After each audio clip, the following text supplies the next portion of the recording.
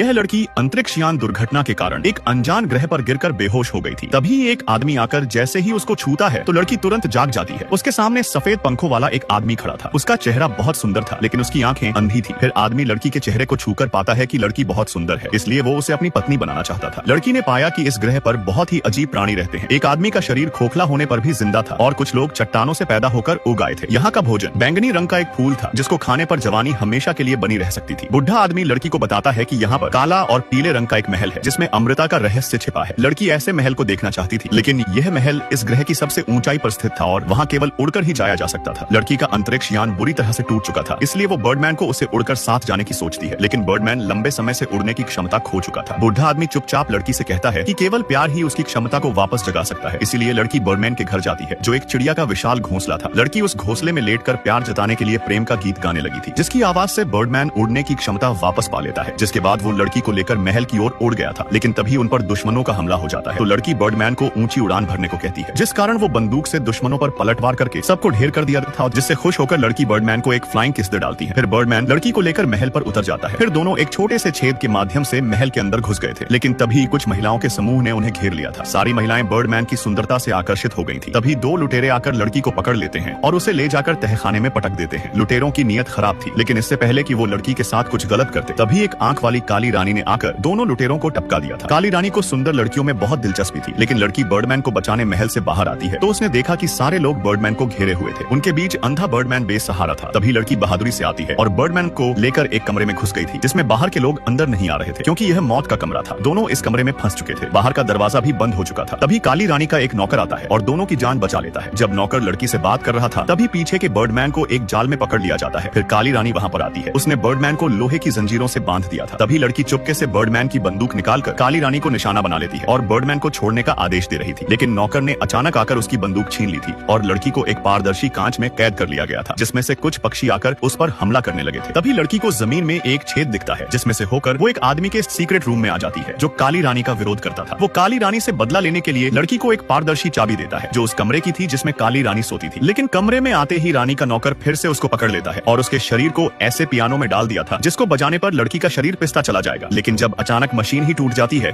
तो वो लड़की को छोड़ देता है, लेकिन यह सब उसकी एक चाल थी। दरअसल वो लड़की से पारदर्शी चाबी लेकर काली रानी के खिलाफ षड्यंत्र रच रहा था, क्योंकि वो उसे मारकर खुद राजा बनना चाहता था। नौकर को खत्म करने के लिए काली रानी को महल को नष्ट करना पड़ जाता है। यंत्र को चालू करते ही लड़की और काली रानी एक बबल में बैठकर महल से बाहर आ गई थी और महल के जलने के साथ साथ नौकर भी जलकर राख हो जाता है। काली रानी और लड़की एक द्वीप पर उतरती है, जहाँ बर्डमैन शांति से सो रहा था। लड़की उसको तुरंत जगाती है और द्वीप के पानी में डूबने से पहले बर्डमैन दोनों लड़कियों को उठाकर उड़ जाता है।